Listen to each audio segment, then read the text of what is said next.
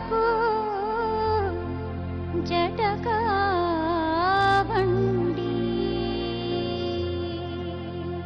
ನನಗೆ ಒಂದೊಂದಾಗಿ ಹೇಳಿ. ದರ್ಪಣಾಂಜನ ಅಂದ್ರೆ ಸ್ವಲ್ಪ ವಿವರವಾಗಿ ಹೇಳಿ. ಖಂಡಿತ. ದರ್ಪಣಾಂಜನ ಅಂತಕ್ಕಂಥದ್ದು ಒಂದು ಕನ್ನಡಿ ಅದು. ಕನ್ನಡಿನ ನಾವು ಮುಂದಿಟ್ಕೊಂಡಾಗ ನಮ್ಮ ಪ್ರತಿಬಿಂಬ, ನಮ್ಮಲ್ಲಿರ್ತಕ್ಕಂತಹ ಮುಖಲಕ್ಷಣ ಏನು ಎಷ್ಟು ಸ್ಪಷ್ಟತೆ ಕಾಣುತ್ತೋ ಅದೇ ಪ್ರಕಾರವಾಗಿ ಈ ದರ್ಪಣಾಂಜನ ನಾವು ಮುಂದಿಟ್ಕೊಂಡು ಕೂತ್ಕೊಂಡಾಗ ಮುಂದಿರ್ತಕ್ಕಂಥ ವ್ಯಕ್ತಿ ಭವಿಷ್ಯತ್ತನ್ನು ನಾವು ತಿಳ್ಕೊಳ್ಳಿಕ್ಕೆ ಒಂದು ದಾರಿ ಆಗುತ್ತೆ. ಅದು ಈ ದರ್ಪಣಾಂಜನದಲ್ಲಿರ್ತಕ್ಕಂಥ ರಹಸ್ಯ. ಇದಕ್ಕೆ ತತ್ಪ್ರಮಾಣವಾಗಿ ಇದಕ್ಕೆ ಸಾಕಷ್ಟು ಅನುಷ್ಠಾನಗಳು ಬೇಕಾಗುತ್ತೆ. ಇದು ಸಿದ್ಧಿ ಮಾಡ್ಕೊಳ್ತಕ್ಕಂಥದ್ದು ಗ್ರಹಣ ಕಾಲದಲ್ಲಿ ಮಾಡ್ಕೊಳ್ತಕ್ಕಂಥದ್ದು. ಮತ್ತು ಇದಕ್ಕೆ ಆದಂತಹ ಒಂದು ಗ್ರಹಣ ಅಂದ್ರೆ ಸೂರ್ಯಗ್ರಹಣ, ಚಂದ್ರಗ್ರಹಣ. ಸೂರ್ಯಗ್ರಹಣ, ಚಂದ್ರಗ್ರಹಣ, ಯಾವುದೇ ಅದು ಗ್ರಹಣದಲ್ಲಿ ಒಂದು ವಿಶೇಷವಾದ ಶಕ್ತಿ ಇರುತ್ತೆ. ಹೌದಾ? ಹೌದು, ಖಂಡಿತ. ಯಾಕೆಂದ್ರೆ ಸೈನ್ಸ್ ಏನೇ ಬಂದರೂ ಸಹಿತ ಸೈನ್ಸ್ ಅಲ್ಲಿ ಇರ್ತಕ್ಕಂಥದ್ದು ಒಂದು ಪಾರ್ಟ್ ಜ್ಯೋತಿಷ್ಯ. ಜ್ಯೋತಿಷ್ಯ ಏನ್ ಬೇರಲ್ಲ. ಇದೆಲ್ಲ ಜ್ಯೋತಿಷ್ಯದಲ್ಲೇ ಬರುತ್ತಾ? ಹೌದು, ಜ್ಯೋತಿಷ್ಯಕ್ಕೆ ಸಂಬಂಧಪಡ್ತಕ್ಕಂಥದ್ದು.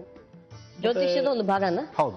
ಇವಾಗ ನೋಡಿ, ಏರಿಯಾದ್ರೂ ಮೂಲ ವೃಕ್ಷ ಒಂದೇನೆ, ಹಲವಾರು ವಿಧಾನಗಳು ಬೇರೆ ಇರಬಹುದು. ನಾನು ಚಕ್ಷುರ್ ಮತ್ತೆ ಕಣ್ಣಿನ ರೇಖೆಯಲ್ಲಿ ಮಾತಾಡ್ತಕ್ಕಂಥದ್ದು ಅಥವಾ ಸ್ವರ ಜ್ಯೋತಿಷ್ಯ, ನೀವು ಮಾತಾಡ್ತಕ್ಕಂಥ ಸ್ವರ, ಈಗ ನಾನು ಮಾತಾಡ್ತಿದ್ರಿ, ಈ ಮಾತಲ್ಲೇ ನಾನು ಕನ್ಫರ್ಮ್ ಮಾಡ್ಕೋಬಹುದು ನಿಮ್ಮ ಭವಿಷ್ಯತ್ತು, ನಿಮ್ಮ ಸಮಸ್ಯೆಗಳೇನು, ಅದ್ರ ಬಗ್ಗೆ ತಿಳ್ಕೊಳ್ಳುವಂತಹದ್ದು.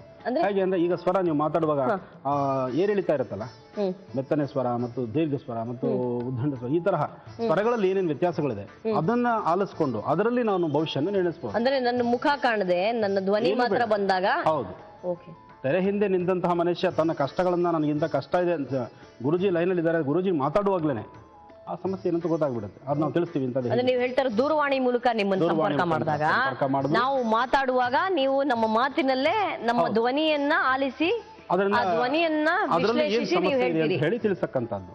ಒಬ್ಬೊಬ್ರು ಒಂದೊಂದು ವಿಧಾನದಲ್ಲಿ ಪಾಂಡಿತ್ಯ ಹೊಂದಿರ್ತಾರೆ. ಇದುವರೆಗೂ ನಾನು ಕೇಳಿಲ್ದೇ ಇರೋ ವಿಚಾರವಾದ್ದರಿಂದ ಇಷ್ಟೊಂದು ಕೇಳ್ತಾ ಇದ್ದೀನಿ. ಇಲ್ಲ, ತುಂಬಾ ಸಂತೋಷ. ಇದು ಜನಕ್ಕೆ ಪರಿಚಯ ಇರಬಹುದು. ಇನ್ನೂ ಕೆಲವು ವಿದ್ಯೆಗಳು ಗೌಪ್ಯವಾಗೇ ಇದೆ, ಕೆಲವು ವಿದ್ಯೆಗಳು ಹೊರಗಡೆ ಕಾಣಿಸ್ತಾ ಇದೆ. ಈಗ ಅಂದ್ರೆ ಸಮಾಜಕ್ಕೆ ತಕ್ಕನಾಗಿ ಇವತ್ತಿನ ಜನಸಾಮಾನ್ಯರಿಗೆ ಏನೆಲ್ಲ ಬೇಕಾಗಿದೆ ಮತ್ತು ಅವರ ಸಮಸ್ಯೆಗಳನ್ನ ಗ್ರಹಿಸಿಕೆ ಏನೊಂದು ವೇದಿಕೆ ಬೇಕಿದೆ, ಅದಕ್ಕೆ ಸಂಬಂಧಪಟ್ಟಂಗೆ ಅದಕ್ಕೆ ಸಂಬಂಧ ಏನೇನು ಅನುಷ್ಠಾನಗಳಿದೆ ಅದನ್ನೆಲ್ಲವನ್ನು ಈಗ ಒಬ್ಬೊಬ್ಬರಲ್ಲಿ ಇರ್ತಕ್ಕಂಥದ್ದು ಪರಿಚಯ ಇದೆ. ಇತ್ತೀಚಿನ ದಿನದಲ್ಲಿ ನಿಮ್ಮ ಮೀಡಿಯಾ ಸಪೋರ್ಟ್ ಎಲ್ಲ ಕಡೆನೂ ಸಿಗ್ತಾ ಇರೋದ್ರಿಂದ ಯಾರ್ಯಾರು ವಿದ್ಯಾರ್ಥಿಗಳಿದ್ದಾರೆ ಈ ತರಹ ವಿದ್ಯೆ ಸಂಪಾದನೆ ಮಾಡೋರು ಒಬ್ಬೊಬ್ರಿಗೆ ಒಂದೊಂದು ವೇದಿಕೆ ಕಲ್ಪಿಸಿದಾಗ ಅವರಲ್ಲಿ ಇರ್ತಕ್ಕಂಥದ್ದು ಒಳ್ಳೆಯ ಮಾರ್ಗದಲ್ಲಿ ಮಾತ್ರ ಒಂದಂತೂ ಸತ್ಯ. ನಾನು ಮೊದಲಿಗೂ ಈಗಲೂ ಮುಂದೆ ಹೇಳೋದು ಇಷ್ಟೇ, ಇನ್ನೊಬ್ಬರ ಕಷ್ಟದಲ್ಲಿರ್ತಕ್ಕಂತಹ ವ್ಯಕ್ತಿಗೆ ಕಷ್ಟಕ್ಕೆ ಸ್ಪಂದಿಸಿ ಆತನ ಕಷ್ಟ ದೂರಾಗಿ ಆತನ ನಗತಾನಲ್ಲ, ಆ ನಗದು ನಮಗೆ ಬರುವಂತಹ ದಕ್ಷಿಣೆ.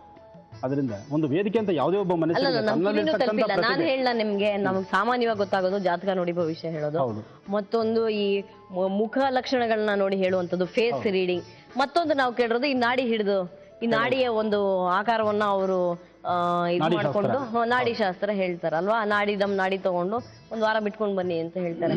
ಆತರ ಈ ತರದ ಕನ್ನಡಿಯಲ್ಲಿ ನೋಡಿ ಹೇಳೋದು ನಾನು ಇದೇ ಮೊದಲನೇ ಸರಿ ನಾನು ಕೇಳ್ತಾ ಇರೋದು. ನೀವು ಅದನ್ನ ಸ್ವಲ್ಪ ನಮಗ್ ತೋರಿಸ್ಕೊಟ್ರೆ ಇಲ್ಲಿ ಯಾರ ಮೇಲೆ ಪ್ರಯೋಗ ಮಾಡೋಣ. ಖಂಡಿತ ಮಾಡೋಣ.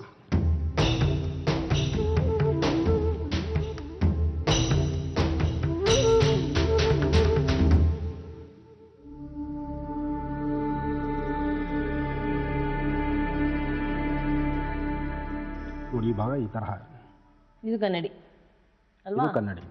ಈ ಕನ್ನಡಿಯಲ್ಲಿ ಪ್ರತಿಮೆ ಕಾಣುತ್ತೆ ನಿಮಗೆ? ಕಾಣುತ್ತೆ. ಪ್ರತಿಮೆ ಅಂದ್ರೆ ನಾವು ಇದನ್ನ ಮುಂದಿಟ್ಕೊಂಡು ಕೂತ್ಕೊಂಡಾಗ ನಮ್ಮ ಮುಖ ನಾವು ನೋಡ್ತಾ ಇರ್ತೀವಿ. ಹೌದು, ನಮ್ಮ ಮುಖ ನಾವು ನೋಡ್ತೀವಿ. ಆ ನಮ್ಮ ಮುಖ ನಾವು ನೋಡ್ಬೇಕಾದ್ರೆ ಈ ಕಣ್ಣಿನ ರೇಖೆಗಳಲ್ಲಿ ನಾವು ಅದನ್ನ ಒಂದು ಆದಿಕ್ಯದಂತಹ ಕೆಲವು ಮಂತ್ರ ಅನುಷ್ಠಾನಗಳಿದೆ, ಕೆಲವು ಸಿದ್ಧಿ ಇದೆ.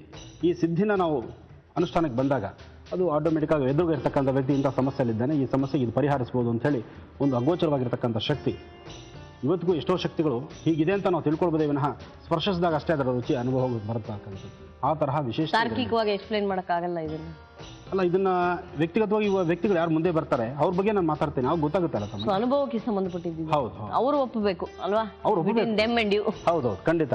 ಯಾವುದೇ ಆದ್ರೂ ಅಷ್ಟೇನೆ, ನಾನು ಏನೇನು ಸಾಧನೆ ಮಾಡ್ತೀನಿ, ಏನ್ ಮಾಡ್ತೀನಿ ಅದನ್ನ ಜನಸಾಮಾನ್ಯ ಪ್ರತಿಯೊಬ್ಬರು ಅದನ್ನ ತಿಳ್ಕೊಳ್ಳುವಂತಹ ವಿಚಾರಗಳಿದೆ.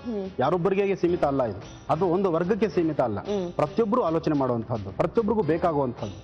ಇವತ್ತಿನ ಧರ್ಮದಲ್ಲಿ ಇಂಥದೇ ಒಂದು ಇದು ಪ್ರತ್ಯೇಕವಾಗಿ ಇಂಥವ್ರಿಗೆ ಸೀಮಿತ ಅಥವಾ ಇಂಥವ್ರಿಗೆ ಆಗಬೇಕು ಇಂಥವ್ರಿಗೆ ಆಗಬಾರ್ದು ಅಥವಾ ಶ್ರೀಮಂತರಿಗೆ ಇರ್ತಕ್ಕಂಥದ್ದು ಅದಲ್ಲ. ಈ ವಿದ್ಯೆಯಿಂದ ಎಲ್ಲರಿಗೂ ಅನುಕೂಲ ಆಗಬೇಕು ಅನ್ನೋದೇ ನಮ್ಮ ಉದ್ದೇಶ. ಖಂಡಿತ.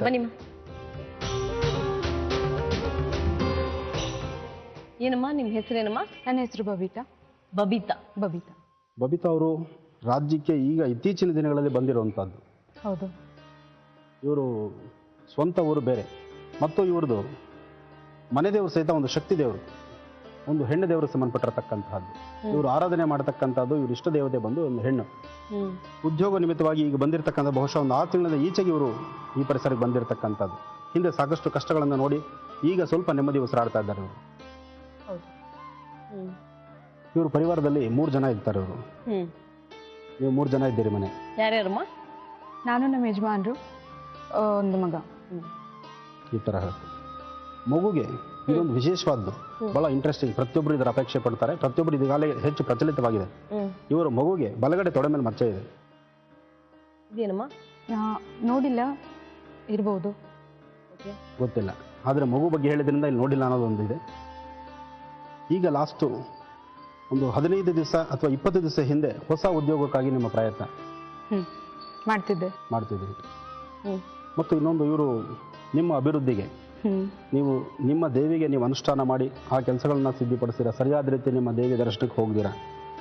ಇದರಿಂದ ಸುಮಾರು ಹಿಂದೆಯಿಂದ ಕೆಲವು ಅನುಷ್ಠಾನಗಳು ನಿಂತ್ಕೊಂಡಿದೆ.